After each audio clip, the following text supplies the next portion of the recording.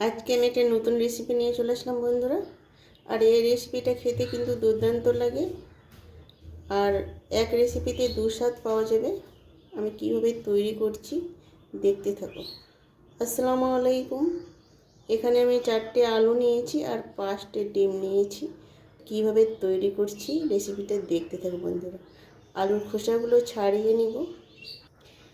বাড়িতে কিছু না থাকলে এইভাবে কিন্তু ডিম দিয়ে আলু দিয়ে একটা রেসিপি তৈরি করে নিতে পারবেন। খেতেও কিন্তু খুব সুন্দর লাগবে আর সবাই কিন্তু পছন্দ করবে এইভাবে রান্না করে।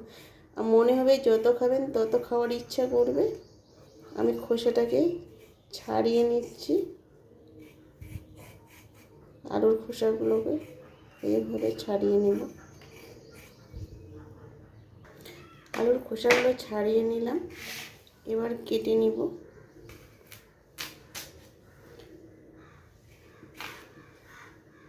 দেখো এইভাবে পিস পিস করে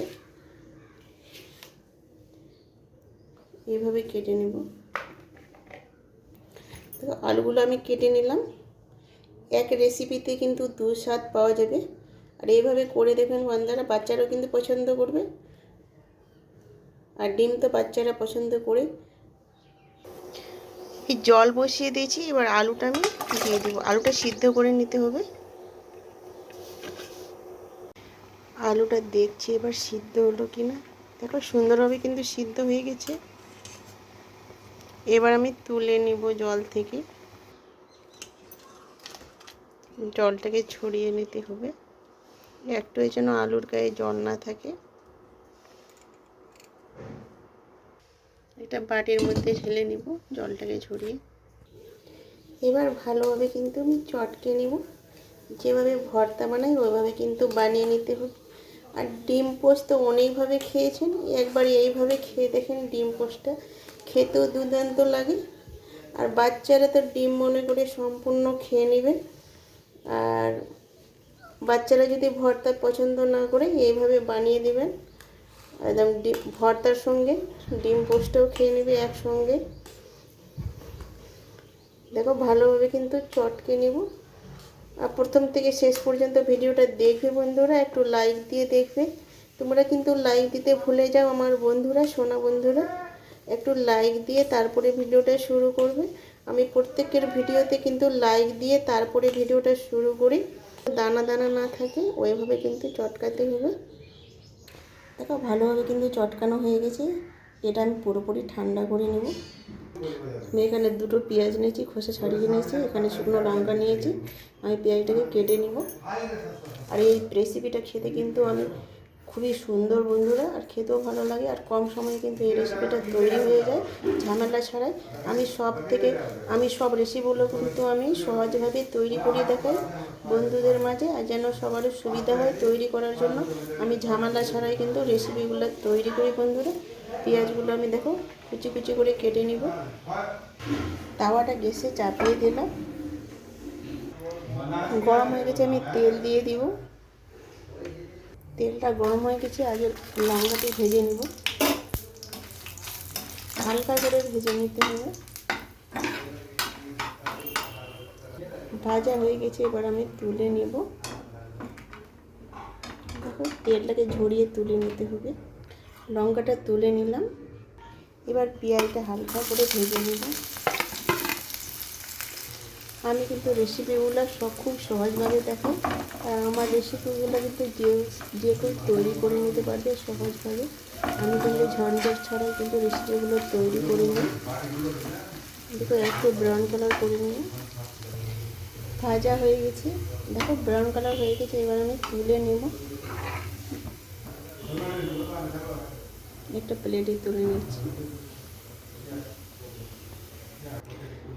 লঙ্কাটা পেঁয়াজটা একটা প্লেটে তুলে নিয়েছি। এখানে একটু লবণ দিয়ে দেব। এবার হাত দিয়ে ভালোভাবে কিন্তু ভেঙে নিতে হবে। দেখো ভালোভাবে কিন্তু লঙ্কাটা আমি হাত দিয়ে কিন্তু ভালোভাবে গুঁড়ি করে নিলাম। দেখতেই পাচ্ছ বন্ধুরা। এটা একসাথে রেখে দেবো। এবার ভর্তার মধ্যে কিন্তু আমি পেঁয়াজ ভাজা আর লঙ্কাটা দুটোই দিয়ে দেব। এবার ভালোভাবে কিন্তু মিক্সড করে নিব। হালকা খিদে লাগলে এইভাবে তৈরি করে নিতে পারবেন।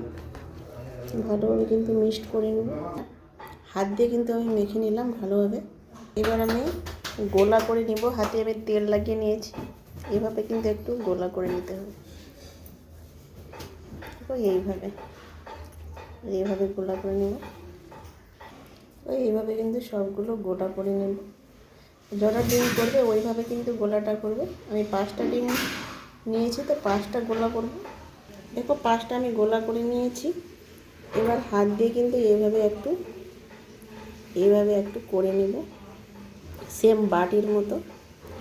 যেভাবে বাটি তৈরি করে বাটির মতো দেখো কটোরার মতো, এইভাবে একটু আমি করে নেব। হালকা হাতে কিন্তু করতে হবে। দেখো এইভাবে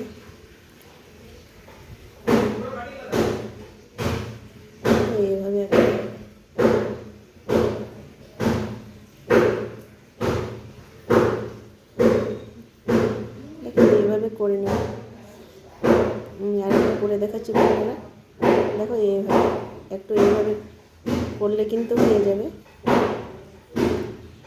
এইভাবে এখানে একটু পাতলা করতে হবে। এইভাবে আমরা কিন্তু দুটো তৈরি করলো, আর এইভাবে কিন্তু আমি সবগুলো করে নেব।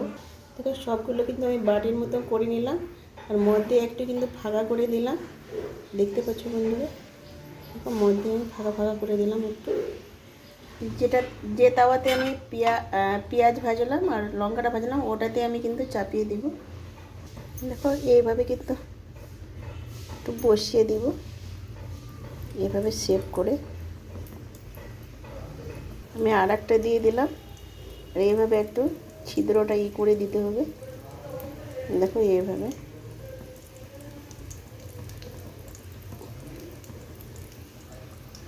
দেখো সবগুলো কিন্তু আমার দেওয়া হয়ে গেছে, আর মধ্যে কিন্তু একটু আমি বেশি করে একটু ফাঁকা করে দিলাম, যেহেতু ডিম দেবো এখানে। এবার ডিমটাকে ফাটিয়ে নিব।